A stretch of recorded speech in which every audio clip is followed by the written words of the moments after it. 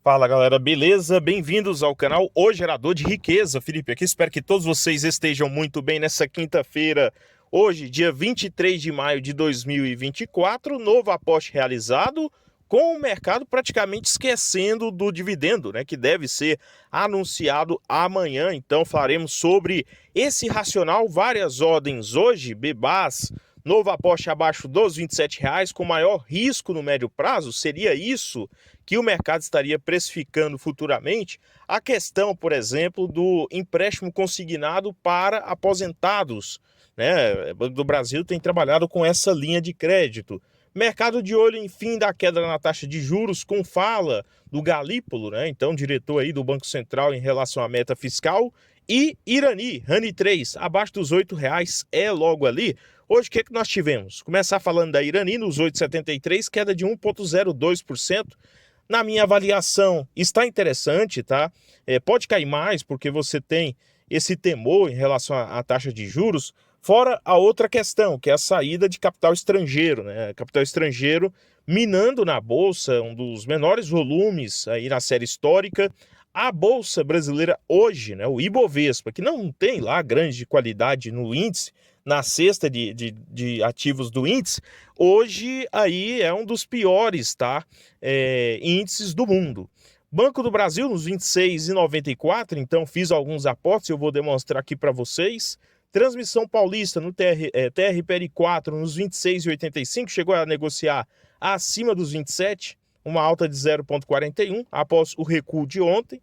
Caixa Seguridade 15,63, queda de 0,26%, abaixo dos R$ 16.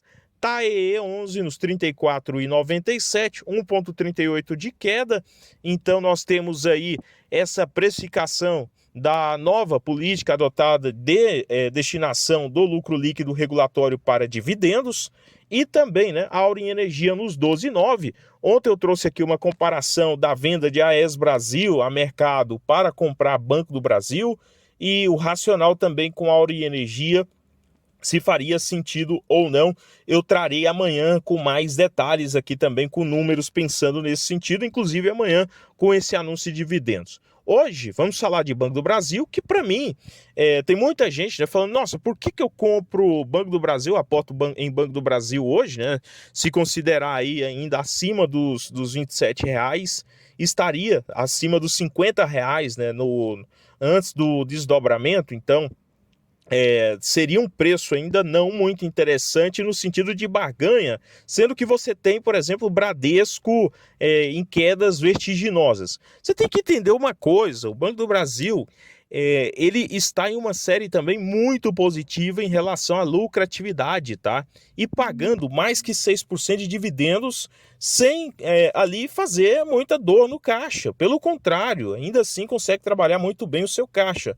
Ao contrário do Bradesco, tá, que sofre com inadimplência, sofre com margens, né, sofre com a carteira de crédito, o Banco do Brasil, ele, por outro lado, né, tá em uma maré ótima entre os bancos, junto com o Itaú. São os dois bancos com maré ótima, além do Banco da Amazônia, né, o Banco Amazônia, e um ou outro banco aí por fora, tá? Com crescimento, é o caso do ABC também, mas o restante até que pegou, né, uma boa maré, mas também vem sofrendo junto com o Bradesco. Quem, né, vem se recuperando agora é Santander, e Bradesco deve seguir essa lógica, tá? Mas no sentido de, na minha avaliação no momento, eu prefiro Banco do Brasil alcançando logo a meta em quantidade de ações, além também de ser um dos ativos hoje em bolsa que estão aí prevalecendo, né, com a defesa de rentabilizar o seu acionista através da distribuição de dividendos, de proventos. E isso para mim conta muito, tá? Isso de maneira abertamente declarada pelo diretor financeiro. Então aqui algumas ordens hoje, comecei nos 27,38, tá? E depois 27,10, depois 27 e por último 26,93. Poderia ter, né, aproveitado ali nos 26,80 que chegou, olhando depois um pouquinho sobre o pregão, poderia, mas você nunca sabe aonde é o fundo, né? Onde que o ativo vai chegar, qual é o limite de queda.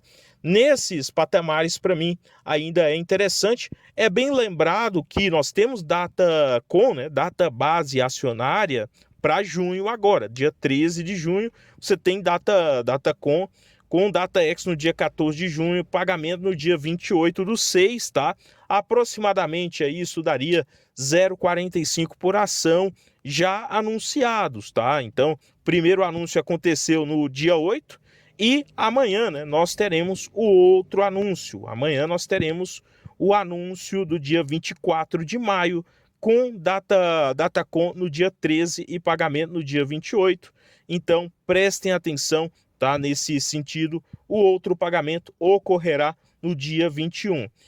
O que será anunciado amanhã é referente ao provento antecipado, né? Antecipado aí do segundo trimestre e já foi anunciado referente ao primeiro trimestre aí no dia 8 de maio, tá? Então, são dois fatores que eu acho que vale a pena.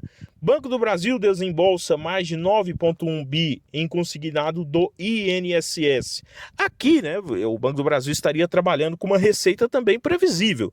Ele já vem forte no segmento pessoa jurídica e segmento agro, que são os dois vetores aí da economia, e também no segmento, né, aí de empréstimo para pessoa física através de funcionário público e agora através de aposentados, tá? Então é um outro exercício que o banco está fazendo com uma taxa limite, tá? Taxa limite para 1,67% ao mês. Aí alguns agentes do mercado não gostaram desse fator. Podem ver isso como uma interferência política, mas na minha avaliação é até um crédito que, se você olhar, algumas financeiras acabam abusando claramente, tá? Claro, tem um risco Brasil, mas acabam abusando claramente do seu cliente e nesse sentido o Banco do Brasil, ele, na minha avaliação, ele consegue ter uma carteira de qualidade e com talvez aí, uma taxa, podemos dizer, justa, não sei, tá? Então, aí para acompanhar.